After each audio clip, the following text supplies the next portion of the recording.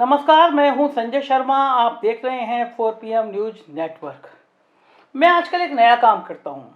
मैं कहीं खाना खाने जाऊं, कहीं दवा लेने जाऊं या कहीं पे भी ऐसी सार्वजनिक जगह हो जहां 7-8 लोग खड़े हों, तो मैं उनसे बातचीत ज़रूर करता हूं। एक विमर्श से ये मुद्दा निकलता है, पूछना ही नहीं चाहिए, लेकिन मैं उससे थोड़ी जाति भी पूछ लेता हूँ। उससे संकेत मिलते हैं कि उत्तर प्रदेश का चुनाव किस दिशा में जा रहा है, क्या सोच है उत्तर प्रदेश के चुनाव की। तो आज सुबह बड़ा वाकया मज़ेदार हुआ कि मैं बाल कटवाने गया था। नाई की दुकान पे थोड़ी सी भीड़ थी। एक नौजवान मुझे बढ़िया अंग्रेजी में बोलते हुए नजर आए, फ़ोन पे अपने किसी दोस्त से बात कर रहे थे। तो मैंने उनसे कहा कि भाई, अगर आप नाराज़ ना हो तो मैं आपसे 5 मिनट कुछ बातें कर सकता हूँ। कि उसने कहा जी सर बताइए। मैंने कहा आप क्या करते हो। उसने अपना परिचय दिया। तो मैंने कहा कि चलिए कुछ गुफ्तगू की जाए, पॉलिटिकल बातें की जाएँ। मैंने उससे बातें की। और देखिए, आप इस दृष्टि से सोचिए कि आप बड़ा बड़ा मंचों पर बयान देते हैं, मंदिर, मस्जिद और इस तरह की तमाम बातें। आप हिंदू, मुसलमान, भारत, पाकिस्तान, तालिबान, छोटी टोपी, दाढ़ी, पजामा, इस तरह की तमाम बातें। लेकिन जो यूथ है ना, उसको डेवलपमेंट चाहिए, उसको उसको नौकरियां चाहिए, उसको विकास की बात चाहिए। ये जो आप दिमाग को नफरत में बदलना चाहते हैं ना, दिमाग में तेजाब भरना चाहते हैं, इससे उसको कोई मतलब नहीं है। तो बस मैंने उसकी बातें अपने मोबाइल से रिकॉर्ड करी है। सुनिए और जानिए और समझिए कि इस देश का यूथ क्या सोचता है। और ख़ास तौर से वो ठाकुर था, और आजकल योगी आदित्यनाथ के अंदर प्रेम जग गया है। वो कहते हैं कि मुझे गर्व है कि मैं क्षत्रिय हूँ, भगवान राम भी इसी कुल में पैदा हुए थे। तो आजकल योगी आदित्यनाथ ठाकुर हो गए हैं। तो एक क्षत्रिय नौजवानी क्या सोचता है उनके बारे में, सुनिए ये वीडियो। नाम अपना पूरा बताएंगे प्लीज एक बार। मेरा नाम अनंत विक्रम सिंह है। अनंत विक्रम सिंह ठाकुर साहब हैं आप जी।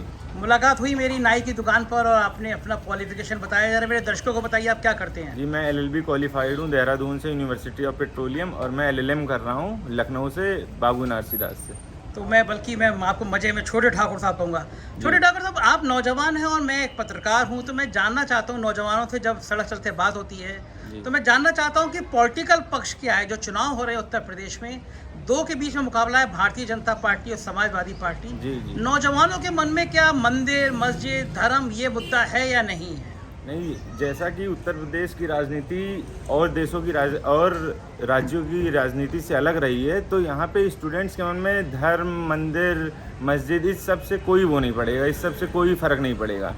तो मेरे हिसाब से डेवलपमेंट होना चाहिए, या फिर लोगों को नौकरियां मिलनी चाहिए जो लोगों के पास नहीं। लोग बेरोज़गार हैं, बहुत सालों से परेशान है। भाजपा की सरकार ने प्रताड़ित कर दिया है लोगों को, चाहे वो केंद्र की सरकार हो, चाहे वो राज्य की सरकार हो। माननीय योगी जी, मुख्यमंत्री जी के उसमें कार्यकाल में कोई भी काम नहीं हुए। ये लोग कहते हैं कि हमने 4.5 लाख नौकरियां दे दी। सच लगता है आपको या झूठ लगता है? ये स्टेट स्टैटिस्टिक्स अगर ये दिखा दें कि हमने इस जगह पे 4.5 लाख नौकरियां दी हैं, तो मैं मानने को तैयार हूँ। सरकारी आंकड़े कहते हैं अखिलेश यादव की सरकार में 2,40,000 टोटल क्रिमिनल केसेस थे, और योगी आदित्यनाथ की सरकार में 3,05,000 केसेस थे टोटल क्रिमिनल केसेस जो रिकॉर्डेड हैं। ये सब सरकारी आंकड़े हैं, मैं आपको बता रहा हूँ। तो जो आपके संगी साथी हैं, जो नौजवान हैं, आप पढ़ते हैं, सब नौजवानों के बीच में चुनाव चल रहा होता है, तो ये लोग तो कहते हैं कि हमने अयोध्या में दिए जला दिए, मंदिर बना दिए। तो ये इन मुद्दों पे बात होती है नौजवानों में, या लोग? वो सारी बातें होती हैं, वो सारी चीज़ें अच्छी हैं, धार्मिक चीज़ें अच्छी हैं। मैं भी एक हिंदू हूँ, मेरे भी भगवान है, मैं भी मानता हूँ, मैं भी दिवाली मनाता हूँ, मैं भी होली मनाता हूँ। वो सारी चीज़ें बहुत अच्छी हैं, लेकिन होली दिवाली मनाने से देश का विकास नहीं होगा। देश का विकास होगा जब लोगों को नौकरियाँ मिलेंगी, जब स्टेट का विकास होगा, तब कुछ अच्छा होगा। जब ये ऐसी बातें करते हैं, गर्मी निकाल दूंगा, शिमला बना दूंगा, चर्बी निकाल लूंगा, तो मुख्यमंत्री के रूप में ऐसी भाषा सुन के आप नौजवानों को क्या लगता है? नहीं, हम लोगों को बिल्कुल अच्छा नहीं लगता है कि हमारे राज्य के मुख्यमंत्री ऐसी बातें कर रहे हैं। और ये तो हम इस बार चाहते हैं कि इस बार फिर से समाजवादी पार्टी की सरकार बने, अखिलेश यादव हमारे मुख्यमंत्री बन के सामने आए।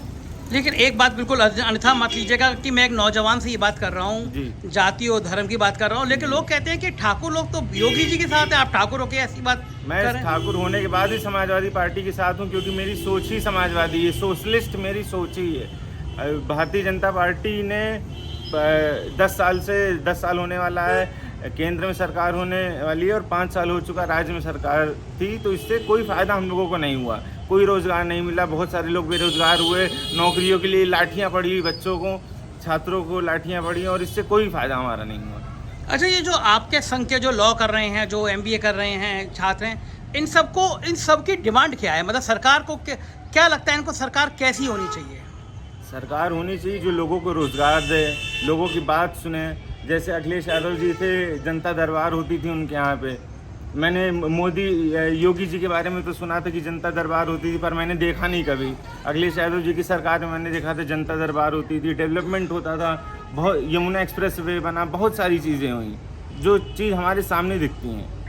अच्छा, ये आपको लगता है जो मुख्यमंत्री जो ये भाषा बोल रहे हैं, ये भाषा नौजवानों को माननीय योगी जी की तो भाषा है, वो तो एकदम धमकी वाली भाषा है। जैसे किसी को धमकी देते हो कि बुलडोज़र चलवा देंगे या फिर ऐसा करेंगे वैसा करेंगे, मैं देख लूँगा जो भी होगा। वो तो सामने बोलते हैं ना, वो तो जनता के सामने सारी बातें करते हैं। ये नौजवानों के बीच में जब ये बात करते हैं, आपका मोबाइल बज रहा है शायद, प्लीज़ इसको एक बार साइलेंट कर लीजिए, मुझे मज़ा आ रहा है मुझे आपसे बात करते हुए।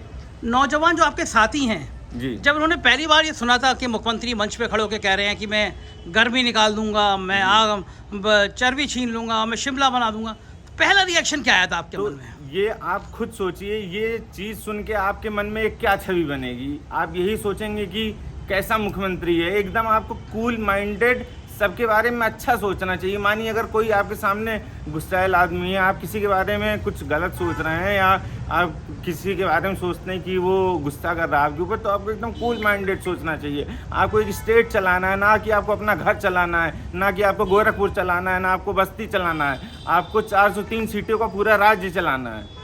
आप रहने वाले कहाँ के हैं? मैं बस्ती का रहने वाला हूँ। बस्ती में तो शायद सारी सीटें जीती थी ना भारतीय जनता पार्टी? भारतीय जनता पार्टी सारी सीटें जीती थी, वो मोदी लहर में जीत गई थी, लेकिन अब आंखों से पर्दा सबके हट चुका है। समाजवादी पार्टी इस बार सारी सीटें जीतेगी।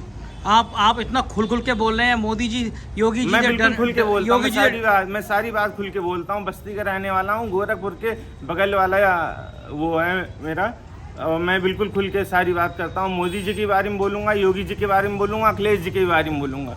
जो अच्छा करेगा उसके बारे में अच्छा, जो खराब करेगा उसके बारे में खराब। अच्छा, नौजवानों के मन में मोदी की छवि अच्छी है या योगी की छवि ज़्यादा अच्छी है?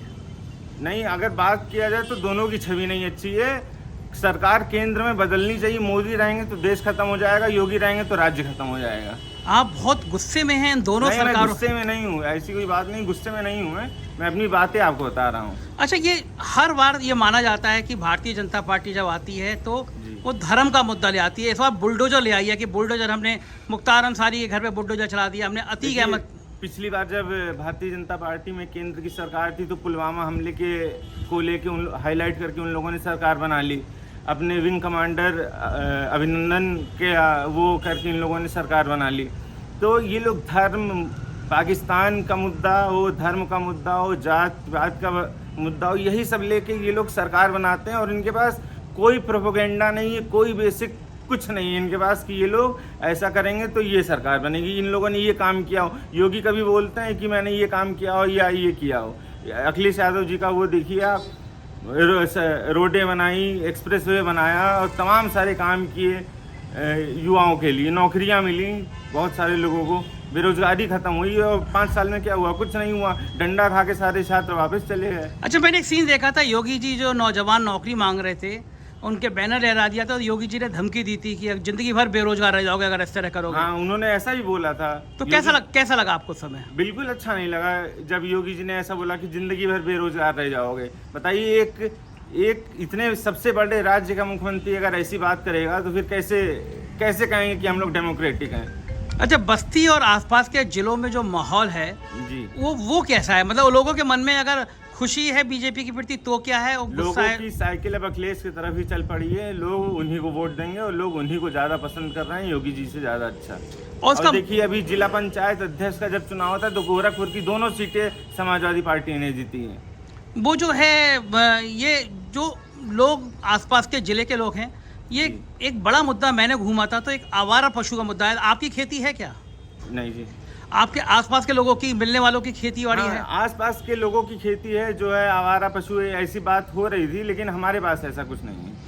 उत्तर प्रदेश का चुनाव धर्म के मुद्दे पे होगा या जाति के मुद्दे पे होगा या विकास के मुद्दे पे होगा? धर्म के मुद्दे पे, जात के मुद्दे पे योगी जी करना चाह रहे हैं, लेकिन ऐसा नहीं होगा। यूथ बदल चुका है, लोगों का दिमाग बदल चुका है, लोगों का सोच बदल चुका है। जो सरकार हमारे विकास में हमारा मदद करेगी, जो एम्प्लॉयमेंट की बात करेगी, जो और विकास की बात करेगी, उसी की सरकार उत्तर प्रदेश में रहेगी। नहीं तो हम लोग उसे टाटा बाय बाय कह देंगे। ऐसे योगी जी होने वाले हैं इस बार। शुक्रिया शुक्रिया अनंत जी। धन्यवाद।